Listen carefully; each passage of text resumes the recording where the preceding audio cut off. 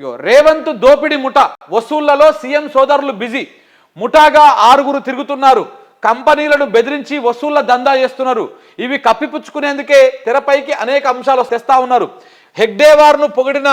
రేవంత్ రెడ్డినే అసలు సిసలైనటువంటి ఆర్ఎస్ఎస్ మనిషి media chit chat లో మాజీ మంత్రి కేటీఆర్ మాట్లాడినటువంటి మాటలు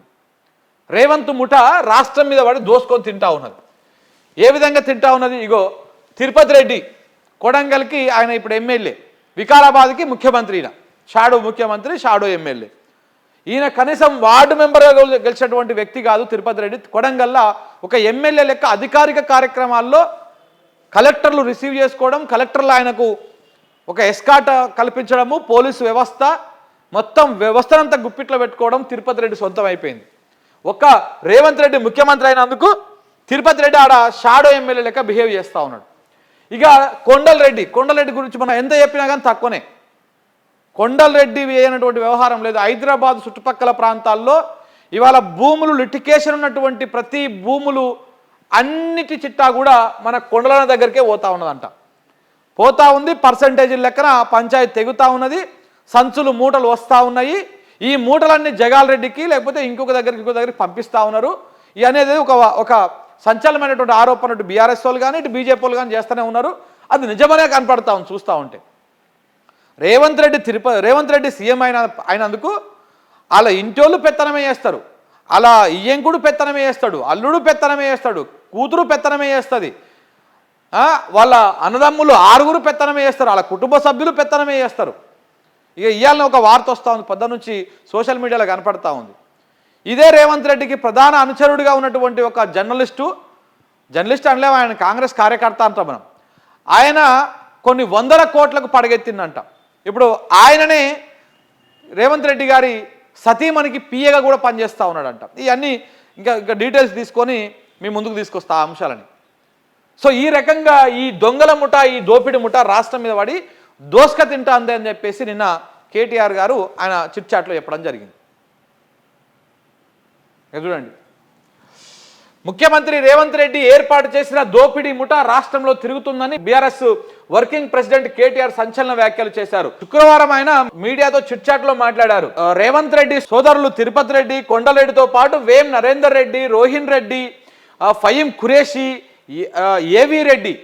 అంటే ఏంటిది ఈయనెవరు ఏవి రెడ్డిలతో కూడిన ఆలీబాబా అరడజన్ దొంగల గ్యాంగు కంపెనీలను బెదిరిస్తుందని అన్నారు సంస్థలను బ్లాక్మెయిల్ చేస్తూ డబ్బుల వసూళ్లకు తెగబడుతున్నారని చెప్పారు కబ్జాలు భూదందాలు వసూళ్లు బ్లాక్మెయిల్ ని పక్కదారి పట్టించేందుకే అనేక అంశాలను కాంగ్రెస్ అనవసరంగా తెర మీదకి తీసుకొస్తుందని వివరించారు కొన్ని రోజులు కాళేశ్వరము ఫోన్ ట్యాపింగ్ పేరుతో టైంపాస్ చేస్తోందని విమర్శించారు ఆర్ఎస్ఎస్ వ్యవస్థాపకుడు హెగ్డేవార్ను పొగిడిన రేవంత్ రెడ్డి అసలు సిసలు ఆర్ఎస్ఎస్ మనిషి అని అన్నారు ఏబీవీపీలో పనిచేసి ఆర్ఎస్ఎస్ ప్రింటింగ్ ప్రెస్లో పనిచేసింది రేవంత్ రెడ్డి అని చెప్పేసి నిన్న కేటీఆర్ అక్కడెక్కడ చేవెళ్లలో రైతు సభ ఉంది కదా ఆ సభ సందర్భంగా అక్కడ మీడియా ప్రతినిధులతోటి చిట్ చాట్ చేసినప్పుడు మాట్లాడినటువంటి మాటలు ఇవన్నీ కూడా వాస్తవమే మరి వాస్తవానికి కూడా ఈ దోపిడీ ముఠా రాష్ట్రం మీద వాడి దోసుకోవడం ఇక్కడ చూడండి మీకు ఈయననేమో అన్న తిరుపతి రెడ్డి కొడంగల్లో మొత్తము అంత వ్యవహారం అంతా ఈయన ఎమ్మెల్యే ఆయననే సీఎం ఆయననే వికారాబాద్ మొత్తము ఆయన గుప్పుట్లో ఉన్నది మన కొండలరెడ్డి తిరుపతి రెడ్డి ఏమో అది వ్యవహారం కొండలరెడ్డి ఏమో మొత్తం భూములు దందాలు అక్రమ దందాలు సంచులు మోసుకరావుడు ఇవన్నీ ఈయన వేస్తున్నటువంటి వ్యవహారం వేం నరేందర్ రెడ్డి ఈయన మరొక సీఎం హోంశాఖ మంత్రి లేడు కదా ఎట్లాగో మనకు ఆ బాధ్యతలు మొత్తం ఈయననే నిర్వహిస్తూ ఉన్నాడంట ఎవరి మీద కేసు పెట్టాలి ఏ రకంగా పెట్టాలి ఎవరెవరు రాజకీయంగా ఎట్లా చేయాలని చెప్పేసి ప్రభుత్వ ప్రధాన సలహాదారుగా ఎవరుతున్నారో ఆయన వేం నరేందర్ రెడ్డి అనేది మాట బాగా వినిపిస్తూ ఉంది దాంతోపాటు ఫయీం ఖురేషి ఈయన మీద బాగా ఆరోపణలు ఉన్నాయి సోషల్ మీడియా కూడా బొచ్చడు వార్తలు వస్తూ ఉంటాయి ఈయన మీద ఈ ఫయీం ఖురేషి అన్నట్టు ఆయన గతంలో ఒకప్పుడు జీ తెలుగులో పనిచేసాడు ఒక చిన్న జర్నలిస్టు ఇప్పుడు రేవంత్ రెడ్డికి బినామీ కొన్ని 1000 కోట్ల ఆస్తులకు ఆ సామ్రాజ్యానికి అధిపతి